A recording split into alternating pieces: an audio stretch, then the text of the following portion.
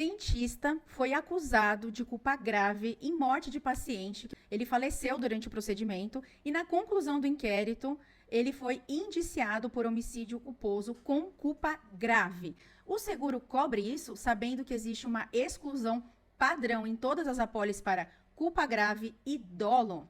O ganhador da Mega Sena morreu após negligência e erros técnicos. Dentista indiciado pela polícia do Mato Grosso. Durante uma investigação policial, tem um inquérito, aí quando o delegado conclui as investigações, a gente fala que é relatar o inquérito, que é fazer uma conclusão, né, como se fosse um trabalho, fazer uma conclusão e encaminhar para o Ministério Público. Quando o Ministério Público recebe esse inquérito, aí ele vai avaliar se tem elementos suficientes para denunciar, que é o termo técnico que a gente usa, que é processar, abrir uma ação penal contra alguém. Então, está nessa fase, nesse momento, né? O curioso desse caso é que o paciente tinha 73 anos e ele levou sozinho mais de 201 milhões na Mega Sena em novembro. Ele morreu 24 dias após o sorteio. Aqui já entra um elemento bem importante que eu espero que a polícia tenha considerado na investigação, né? Porque muita gente aí ficou interessada na categoria financeira aí que esse aposentado passou a pertencer.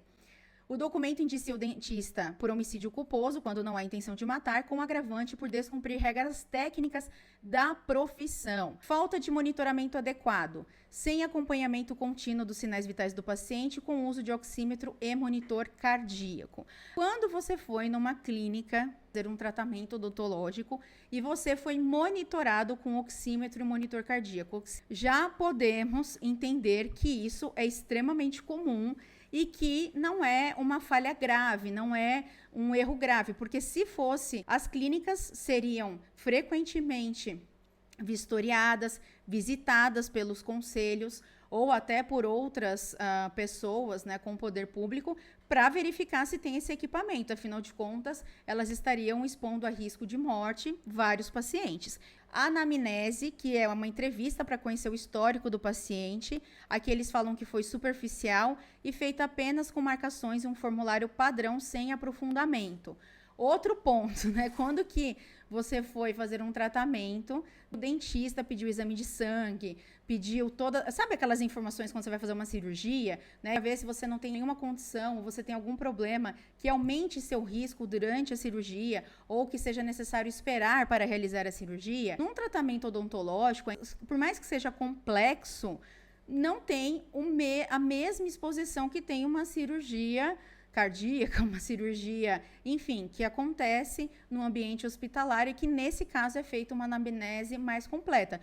A clínica não contava com equipamento básico como desfibrilador ou suporte avançado de vida.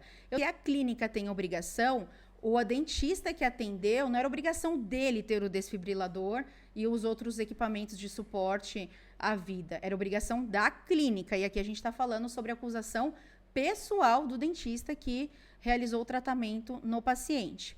Foi aplicada uma dose elevada de anestésico sem considerar que o paciente era cardíaco e sem avaliação prévia feita por cardiologista. De novo, quando que o dentista pede avaliação cardiológica para fazer um tratamento dentário? Eu nunca vi isso acontecer. Existem situações, como aquelas que a gente já viu, de paciente que teria morrido depois da extração do siso e tal. Existe o risco de um paciente morrer em virtude de um tratamento odontológico? Existe, mas ele é muito pequeno. A probabilidade disso acontecer é pequena, mas ela não é nula. Falando sobre o aspecto do seguro, falando sobre culpa grave e dolo, esses dois elementos não são simplesmente adjetivos que a gente usa se a falha foi muito grande é uma culpa grave e se eu acho que ele teve a intenção é dolo. Então não é a seguradora que determina se houve culpa grave ou dolo, não é o regulador de sinistro, não é o corretor de seguros, não é a família do paciente, não é o noticiário. Todas essas pessoas podem falar, né, na notícia que teve culpa grave, dolo eventual e etc., mas isso não quer dizer nada, é uma mera opinião. E aqui, com base no que foi levantado no inquérito, na opinião do delegado, houve falha grave, na opinião do delegado. Se esse dentista tivesse uma apólice de RC profissional, ele teria direito aos custos de defesa, se defender dessa acusação. Se ele fosse condenado por homicídio culposo, né, ele cometeu negligência, imprudência ou imperícia, continuaria a cobertura normal, ou seja, ele não teria de devolver os valores que a seguradora adiantou para ele se defender. Ainda uma condenação na esfera civil, também teria cobertura tanto para os custos de defesa quanto para a condenação. Tá? Houver uma decisão de que houve culpa grave, realmente teve falha grave, caracterizou culpa grave, aí sim o dentista perderia o direito à cobertura e aí ele teria de devolver os valores do custo de defesa que a seguradora pagou